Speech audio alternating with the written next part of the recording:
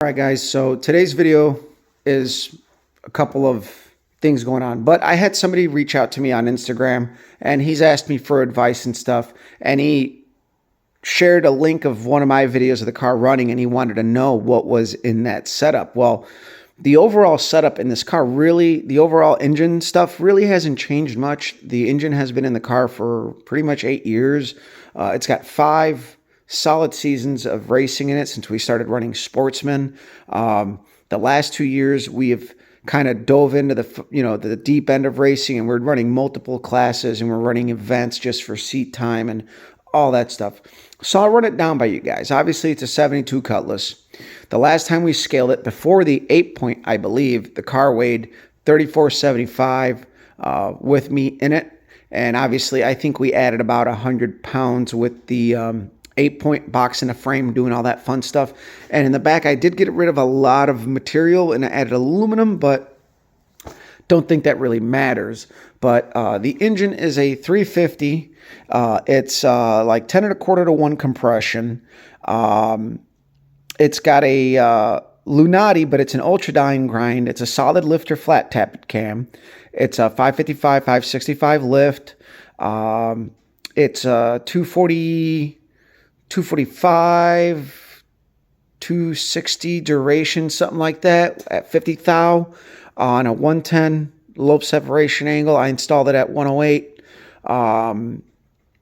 It's got stock rods with ARP fasteners. It still has a stock main bolt. Surprisingly, I forgot about that. I was looking at my notes. It's got a Melling high volume oil pump out of the box. Moroso deep sump pan. We run 7 quarts in it. It's got trick flow hardened push rods. Let me see what else here. It's got probe pistons. Those are pretty light with a tight ring pack. I set the rings up decently loose.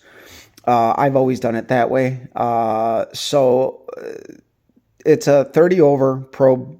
I think it's like a 3cc valve relief. I don't even know if they make that piston anymore. It's a 0 deck. The heads are number 6 heads, which have been ported, and all that fun stuff by my good friend David Meyer, whose fenders we've been working on. It's got Howard's 1.6 small block Ford rocker arms. They work great for me. It's got a Holley Street Dominator intake, ARP head bolts, flow cooler water pump that I use just the little Moroso water pump drive, works great. Really, and it's got a Cloy's billet double roller timing chain. Really, it's a pretty basic combination. It's got full length headers. It's got a turbo 350 with a 4500 stall and a 456 gear. It still has an 8.5 rear in the back. That's got 33 spline Mosers, Ford big ends on the ends of the outer ends of the bearings. All that fun stuff. So, but in that particular video, I will summarize some of the slight differences. Oh, and by the way, yeah, I still run an HEI. I don't run an ignition box. I ran an ignition box for a little bit, just a bunch of fucking problems. They're really not necessary. There was no real gain or anything, so I fucking chucked that shit, said fuck it. It's in the car. I got it there if I need it, but I'm still running an HEI, so anybody who says otherwise, suck it. Okay, so the main difference between the car and the video that he sent me, which the car was, I remember that specific video that he sent me, the car was running like 1180s. It was still heavily driven on the street. It had 390 gears in the back with a posi still, stock axles, pretty much just a rebuilt 8.5 corporate rear end with a 390 gear. The car with 60 at a 1.6 something, 1.63, something like that, run 1180s, 86, 85s. The only difference was that the cylinder heads had a little less porting, smaller valves. Right now, we opened them up quite a bit, or Dave did, and it's got like a 211 intake and a 163 exhaust, I believe, something like that. In that configuration, the car ran 1186, and that was about it. We didn't have the 8-point. The car was probably a little lighter because this Glass Tech hood is actually fairly heavy.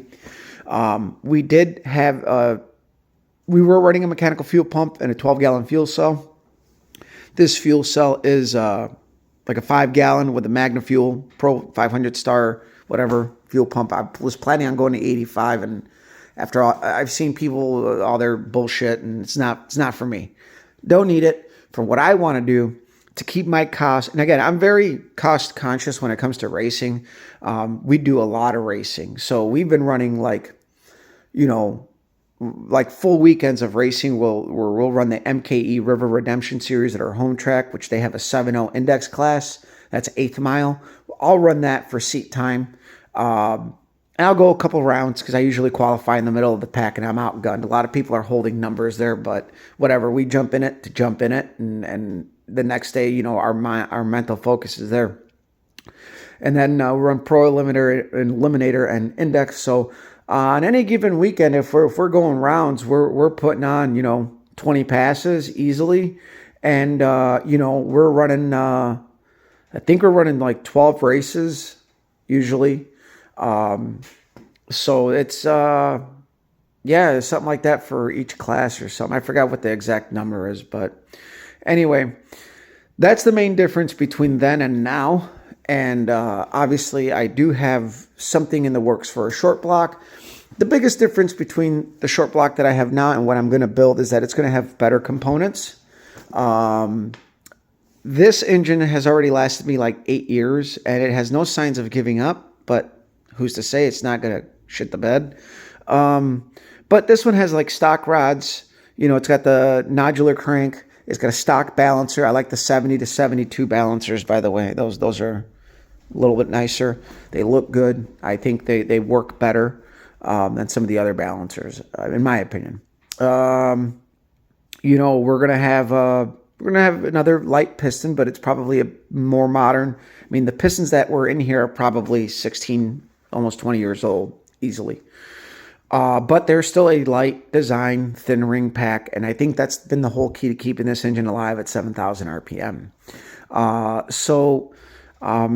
We plan on doing a solid roller, which right now has been a little bit of an issue. And again, I plan on running it on pump gas because, again, being cost effective is everything.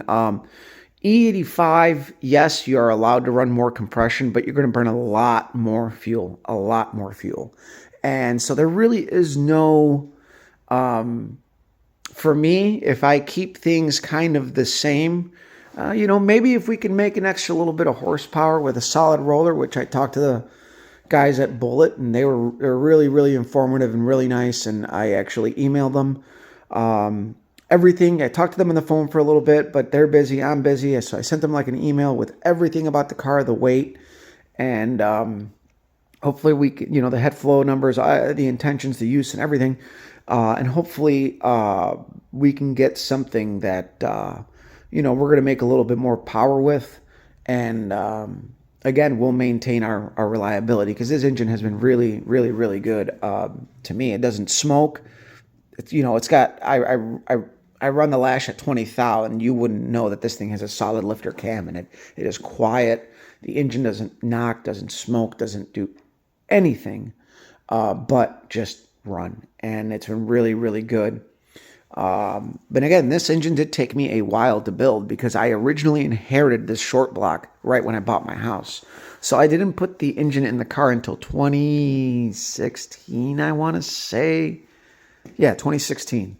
So, it's just, it's been a hell of an engine.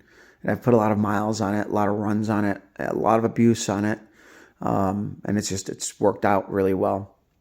And the next engine that I'm building is just going to have like an ATI balancer. It's got a 330 crank. It's not going to have a stock flex plate. It's not going to have stock rods. Instead of a flat tap mechanical cam, we're going to use a solid roller cam. Just a little bit. Everything's going to be a little bit better, and hopefully, it's been a lot of fun racing, and I want to keep it there. I see a lot of people, and I've seen a lot of people spend a lot of money to go fast to prove absolutely nothing. I'd rather be out there going rounds and going to races, than blowing a shit ton of money on trying to go fast, because there's always going to be somebody faster than you. And what we've been working on is the car is really consistent, and I've been working on my reflexes and my, what do you call it, my rituals, the track, and it's paid off. As I mentioned before, we did pretty good in our classes this year overall. We went up, probably the most rounds we won, was this year. And within the last year, we went a lot of semifinal rounds, final rounds. We went a bunch of rounds, and we're in a class where I'm foot braking it against a lot of guys with trans brakes. So there's something to be said about that, I think. But anyway, I'll let you guys go. Share, like, subscribe. We'll see you.